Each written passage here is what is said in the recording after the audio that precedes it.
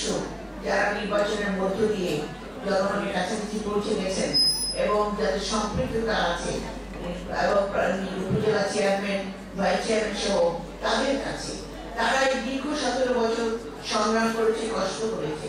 আজকে তাদেরকে আমরা ডেকেছি আমাদের সামনে নির্বাচন, সেই নির্বাচনে তাদের আমরা জানি তারা সকল সময় ধানের শীষের পক্ষে কাজ করে।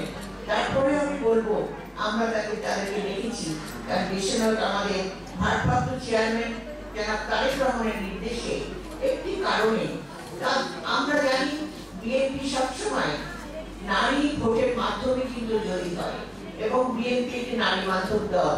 সেই নারী সমাজের উপর তার যে আস্থা আছে, বিশ্বাস আছে, সেই প্রান্তিক এলাকার আমাদের যে বোনেরা কষ্ট করে বিভিন্নভাবে বিভিন্ন প্রতিবন্ধকতা এড়িয়ে কাজ করেন, সে তাদেরকে দেখেছি আমাদের আগামী দিনে নির্বাচনের জন্য তারা কিভাবে জনগণের কাছে পৌঁছাবে, কারণ তাদের অভিজ্ঞতা আছে।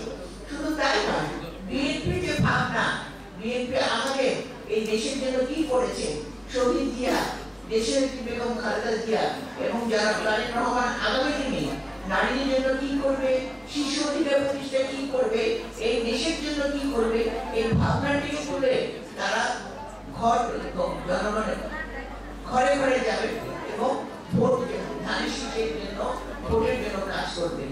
এটাই হলো আমাদের আজকে মূলত আলোচনা সভার প্রধান প্রতিবন্ধ বিষয়, যে আমরা বিএনপির ভাবনাগুলো তাদেরকে তুলে ধরবো। কারণ আমরা দেখেছি একটি রাজনৈতিক দল আজকে নির্বাচনটাকে আপনার হয় পিছিয়ে দেওয়ার জন্য অথবা নির্বাচন না হওয়ার জন্য বিভিন্নভাবে ষড়যন্ত্র করছে এবং ধর্মভিত্তিক রাজনীতি করছে, যেটা কিনা আমরা মনে করি বাংলাদেশের রাষ্ট্রজাতীয়তা সবাই আমরা যার যার ধর্ম পালন করি, এখানে কোনো ধর্মভিত্তিক রাজনীতি হতে পারে না এবং সেটা রাষ্ট্রে এলাও করে না।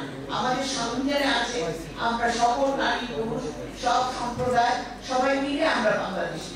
এই বাংলাদেশি আমরা যে জাতি, এই দেশকে রক্ষা করার জন্য, দেশের স্বাধীনতা রক্ষা করার জন্য আমাদের যে নারী সমাজ যারা প্রতিনিয়ত সংগ্রাম করছে, যাদের এই 17 বছরে স্বামী সন্তান অনেক কিছু তারা হারিয়েছেন, অনেকে তারা জেলে ঢুকেছেন, অনেকে মামলা রেখেছেন, এই যে নারী সমাজ তাদের বিরুদ্ধে তাদের পুজো অত্যাচার নির্যাতন এবং যা হয়েছে সেটারই আজকে সেই নারীরা যুদ্ধ করে চলেছে, এখনো যুদ্ধ করবে ধানের শীষকে নিয়ে আসার জন্য, ধানের শীষকে এগিয়ে নেওয়ার জন্য।